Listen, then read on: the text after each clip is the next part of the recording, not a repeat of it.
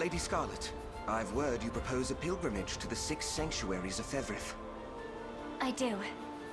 Father bade me visit them once I had found the savior he spoke of. And that's what I plan to do. Broken seals or no. The staff His Holiness bequeathed to you houses a power unseen in any other. Perhaps its latent faculties will enable you to restore the sanctuaries to their prior function. Right. And with the Rite of the Covenant complete, the Ring of the Unicorn is at its full strength again. The sanctuaries await, Elaine. Indeed. Let us be off.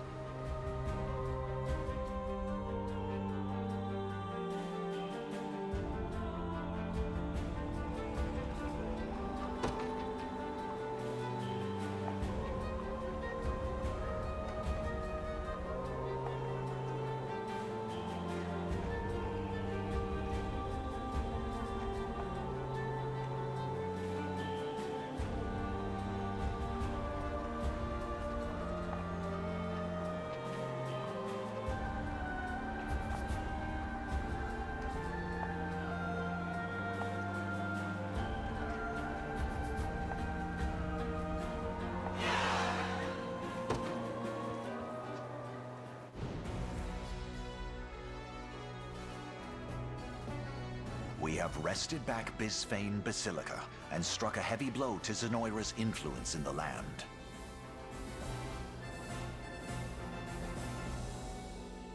Now then, this is the state of Fevrith at present. We've succeeded in freeing all our neighboring kingdoms from Zenoira's grasp, Your Highness. The final battle draws near. I suggest you make whatever preparations are necessary. Then we march on Gran Corinne and bring this grim tale to a close.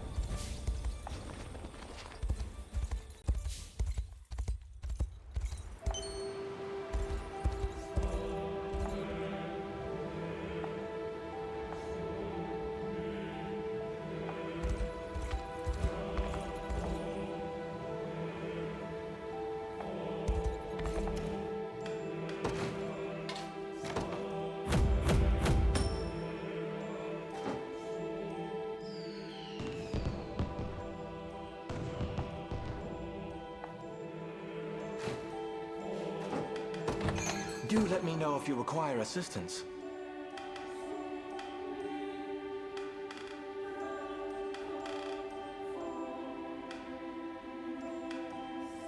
Ah.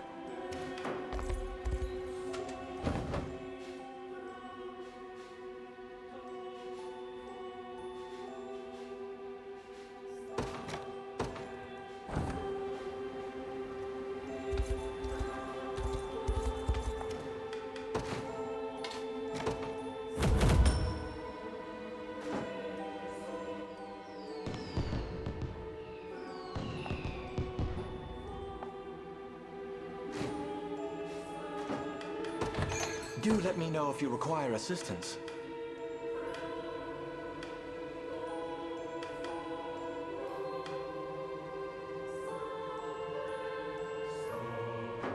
Ah. Do let me know if you require assistance. May the... Ah.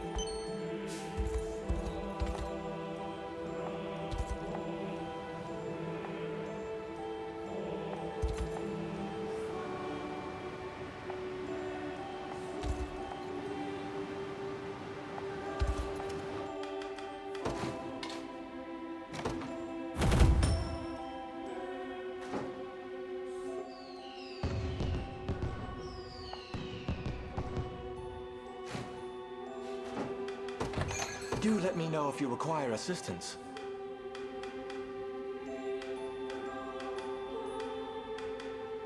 Apologies, but you lack the means.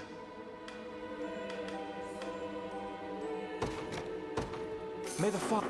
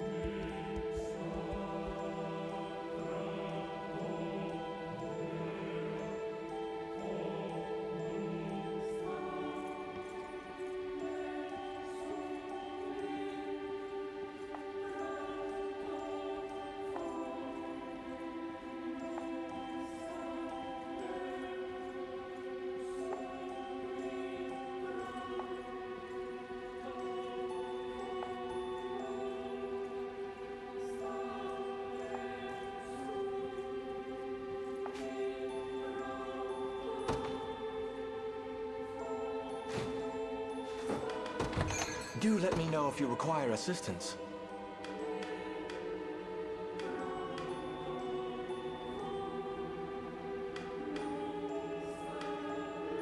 Ah.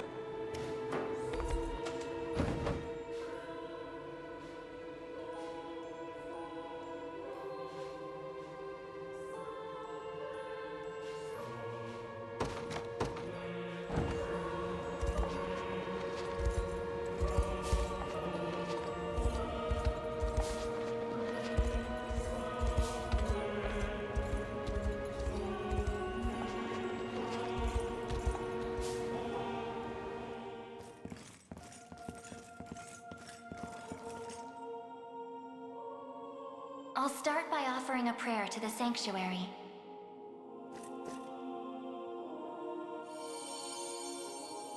He who bears the ring of the unicorn, present its grandeur before me.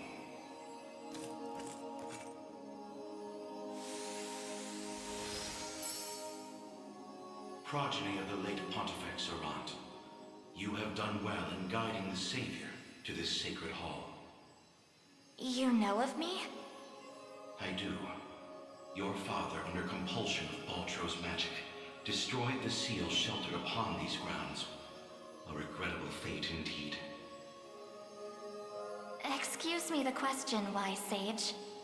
Why is it that those of the pontifical lineage are able to break the sanctuary seals? 'Tis a tale even older than the Orthodoxy itself. But that's over 800 years.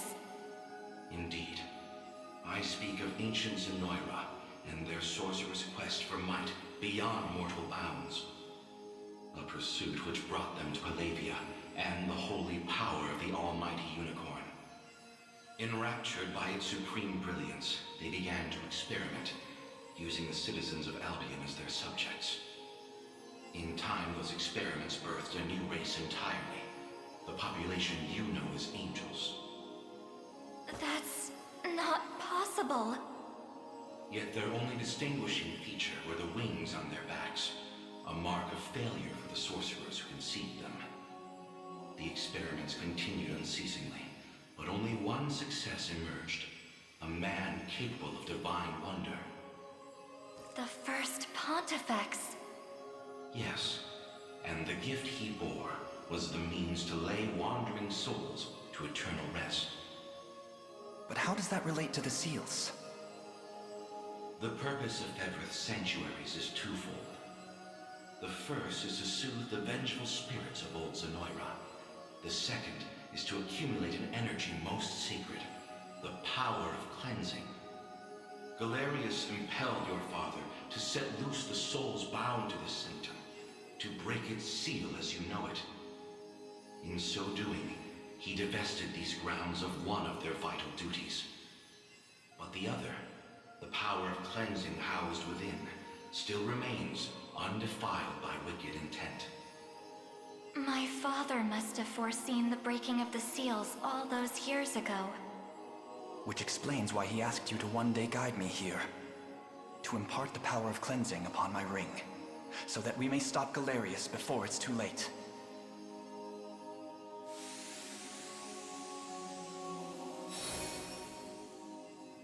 Your will is mine own, righteous Prince of Cornea.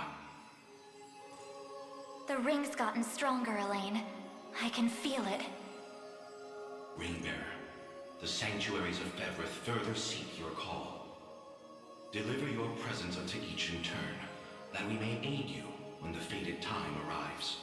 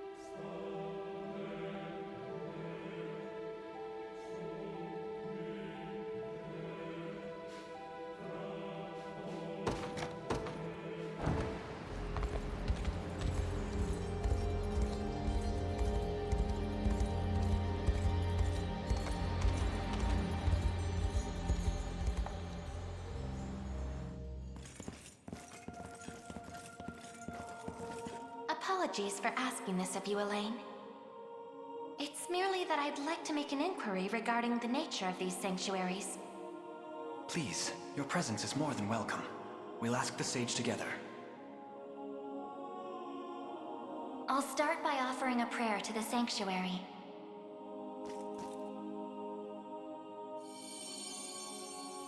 He who bears the ring of the unicorn, present its grandeur before me.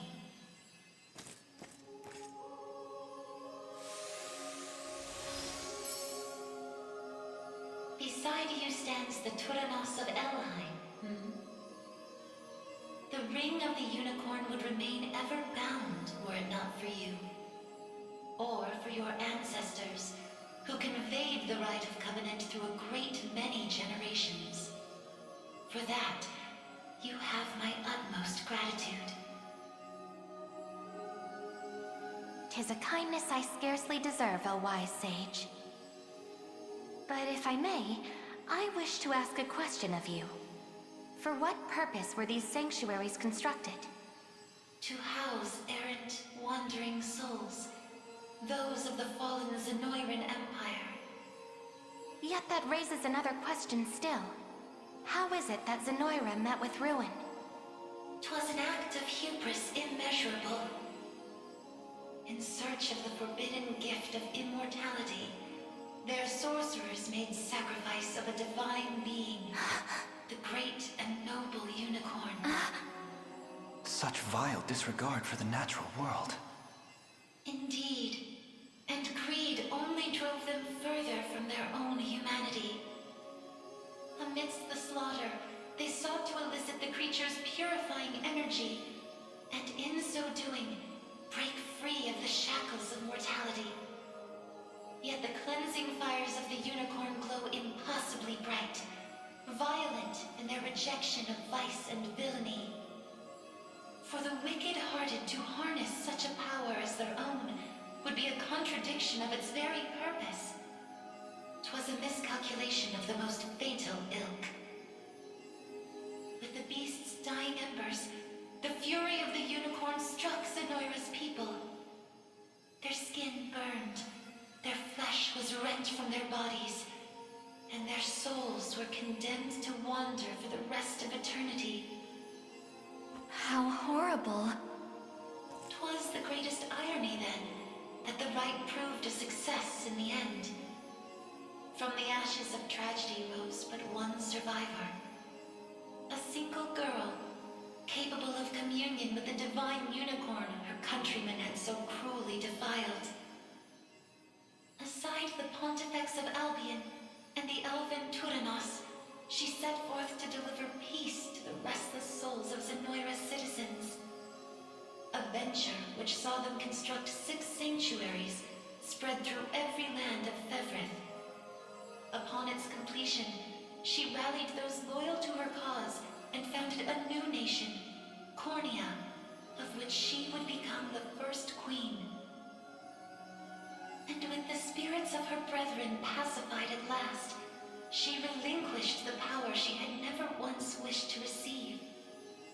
'Twas then that it was severed in twain, each half laid into a sacred relic, symbolic of her tale.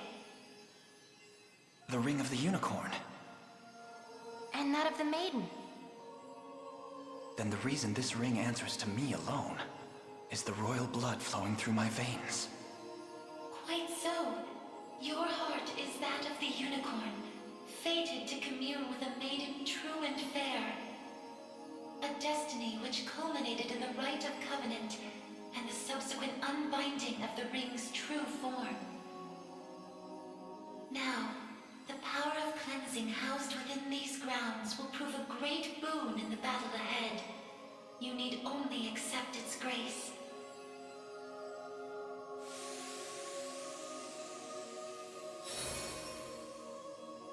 Your will is mine own, righteous Prince of Cornia.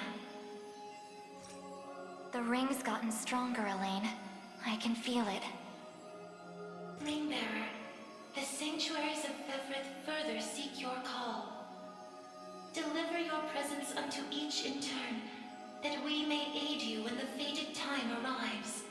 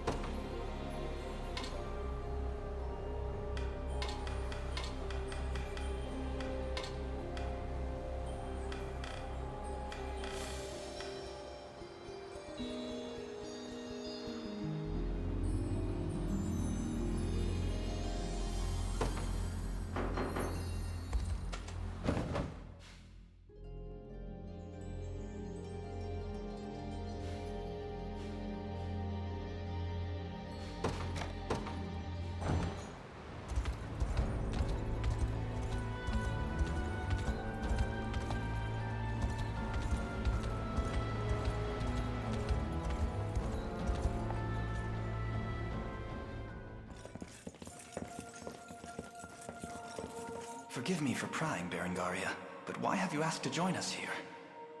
Baltro, I want to know more about the man who thinks he can tamper with other people's minds. I have a few other questions for this sage of yours, too. I'll start by offering a prayer to the sanctuary.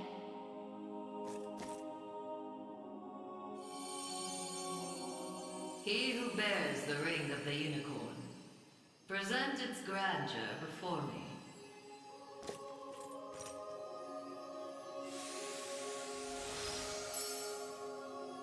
Excellent. Hope you're in the explaining mood, Sage. There's a sorcerer working with Galerius. Goes by the name Baltro. What can you tell me about him? The man was a true prodigy, if ever one has deserved the title. His aptitude for magic was, in a word, peerless. A gift he employed with little concern for sense or morals. 'Twas through that disregard that he birthed arts as magnificent as they were monstrous. The rite of channeling chief among them. Is that how the devil still lives? By possessing the body of another? Baltro himself has no need of such trickery. While the lost souls of ancient Zenoira's people have long stood confined within the sacred grounds of the sanctuaries, Baltro has remained in the realm of the living, sustaining his twisted physical form for centuries upon end. The lone survivor of a fallen empire. But if those souls have been locked away, how exactly was he able to summon them?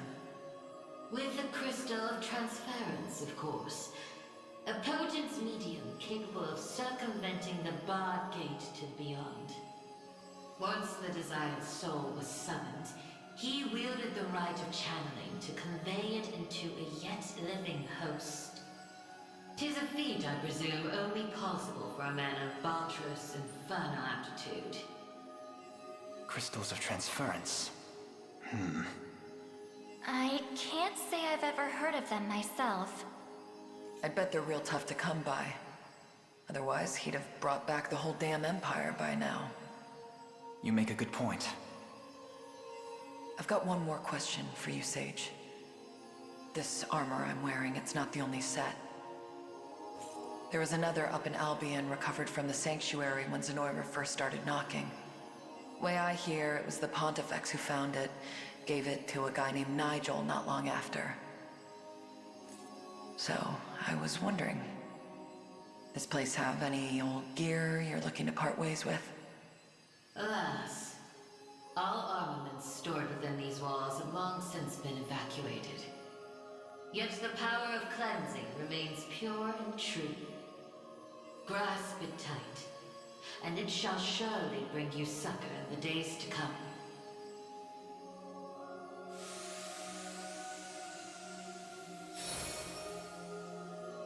Your will is mine own, righteous Prince of Cornea. The ring's gotten stronger, Elaine. I can feel it.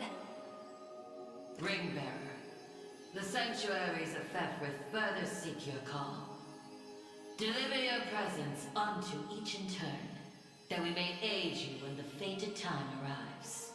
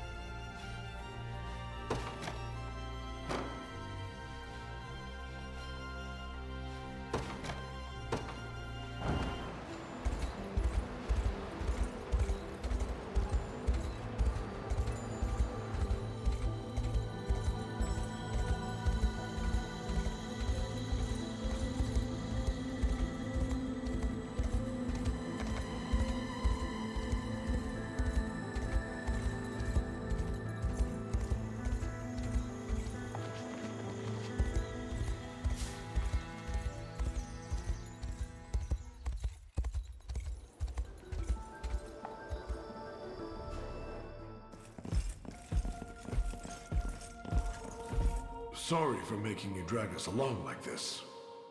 Please, there's nothing to apologize for. I take it you have a question to ask. We want to see if this sage knows anything about the blue. It's the only reason we even got in here, so... I'll start by offering a prayer to the sanctuary.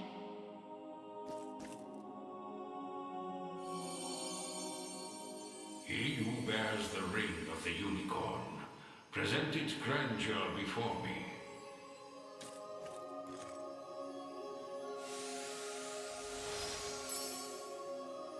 You've accomplished much, Ring-bearer. 'Tis no easy feat crossing a nation bound in the harshest of winters. I don't mean to interrupt, wise sage, but I was wondering if you could answer something for us. What exactly is the Bastorius Blue? You refer to the azure stone on your person, yes? It is magic made crystal, cultivated by the elves of yore. Long ago, when their kind still called Bastorius home. There were elves here? That era too saw Zenoira's reign encroach upon every region of Fevrith. The elves to the south, secure behind Ervelda's veil, espoused neutrality and insulated themselves in the forests of Elheim. Yet those in Bastorius did not possess such luxury.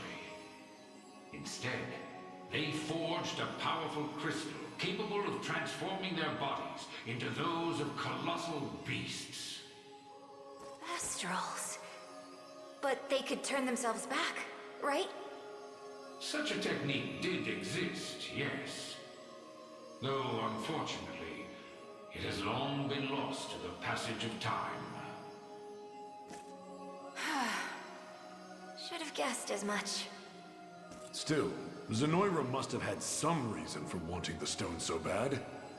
Even though they didn't use their mind control to try and get it. I suspect you allude to the rite of channeling. As I understand it, bestral physiology is far too distinct to house a human soul, making the rite a futile venture. In its place, they likely sought the crystal for its similar mastery over the hearts of your race. All in the grand hopes of bridling the same strength they failed to overcome so many years prior. Some story this thing's got. Now, we lack the time for further conversation. Allow me to imbue your ring with the power of cleansing. Use it well, and bring an end to Galerius's cruel ambitions.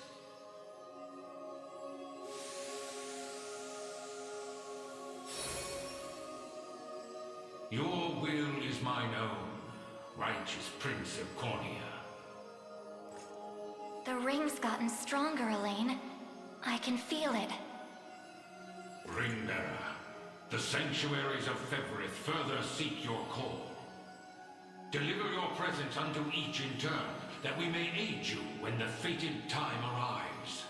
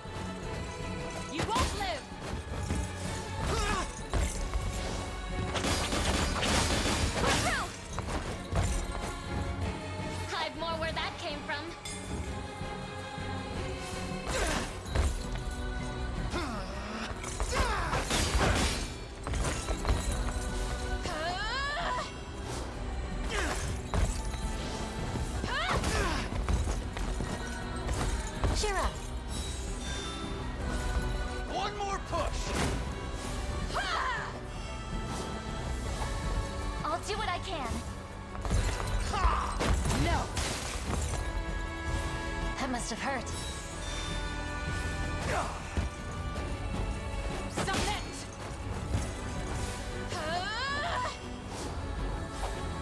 You won't hurt my friends.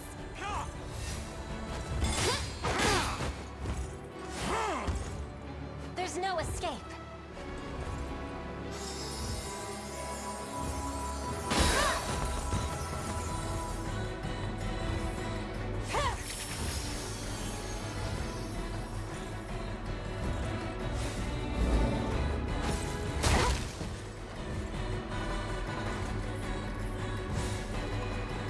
Light which banishes evil.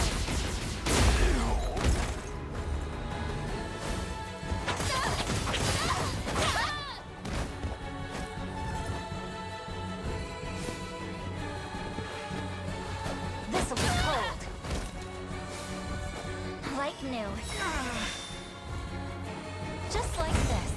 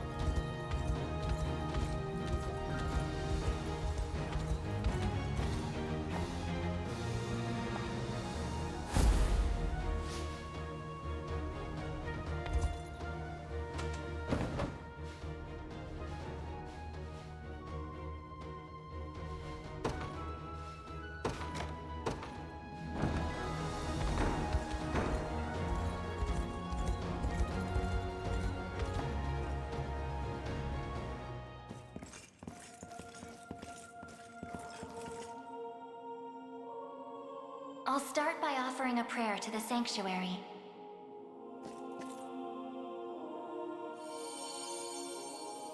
He who bears the ring of the unicorn, present its grandeur before me.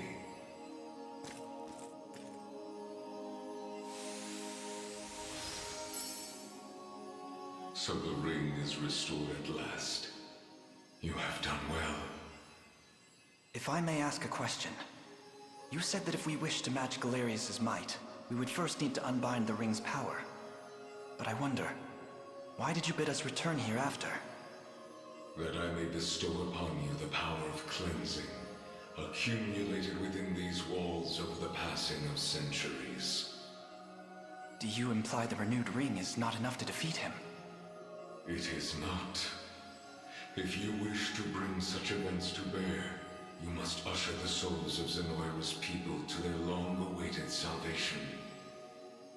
The Zenoira of old was an ancient kingdom, said to have fallen in a single cursed night. What do its denizens have to do with this? The night you allude to was that of failed ceremony, one in which they relinquished their corporeal forms. For countless years they suffered in discarnate agony, consigned to merely watch as a new world sprung forth from their own.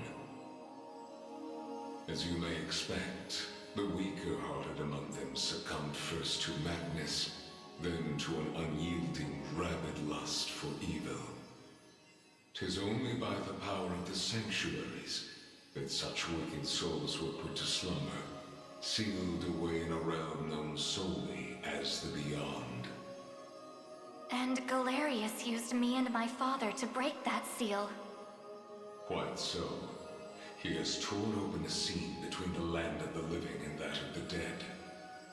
A seam through which he shall unite their beings, till neither one is distinct from the other. Then we know now what Galerius seeks. To resurrect the souls of ancient Zenoira. Should he succeed, this world will be met with grave disaster. Yet that is why our sanctuaries exist. Make use of our strength and bring eternal salvation to the souls of the lost.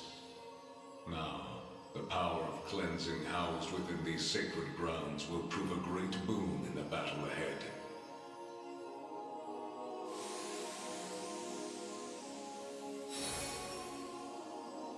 Your will is mine own, righteous Prince of Cornea. The ring's gotten stronger, Elaine. I can feel it.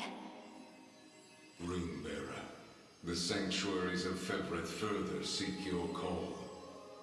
Deliver your presence unto each in turn, that we may aid you when the fated time arrives.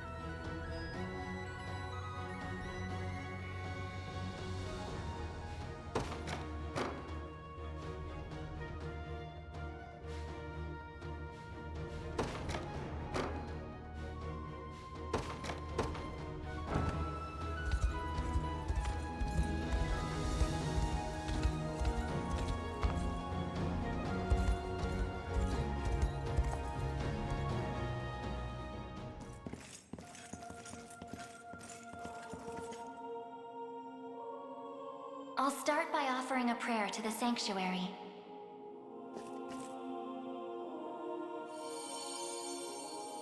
He who bears the ring of the unicorn, present its grandeur before me.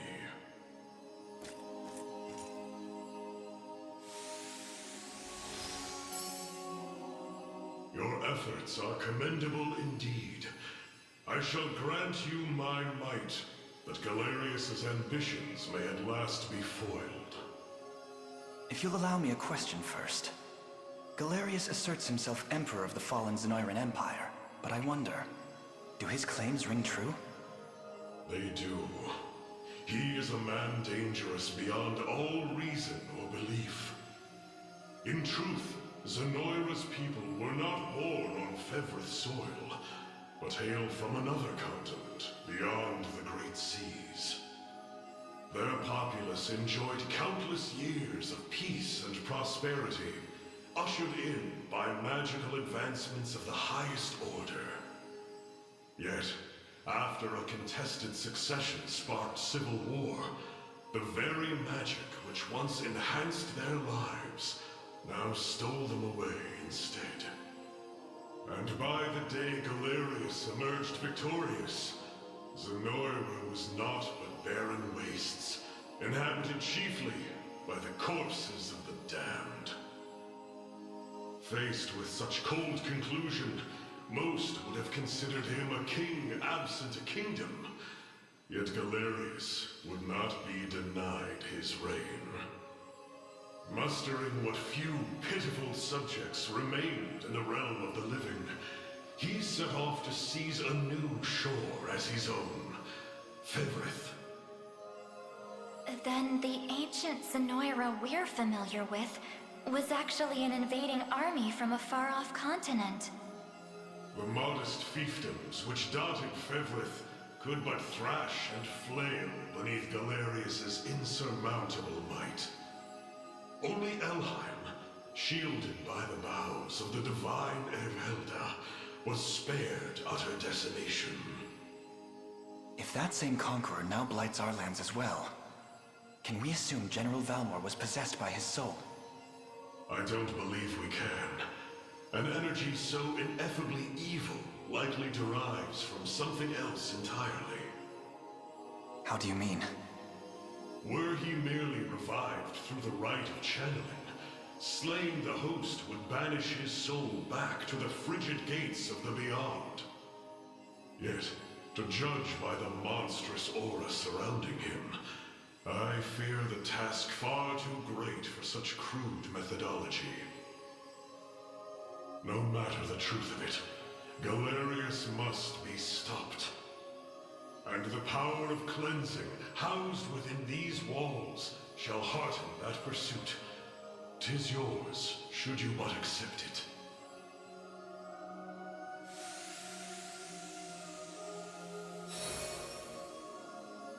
Your will is mine own, righteous Prince of Cornea. The ring's gotten stronger, Elaine. I can feel it. Ringbearer, your pilgrimage is fulfilled, and so too is the ring of the unicorn. Deliver your presence unto the decisive conflict, that we may aid you when the fated time arrives.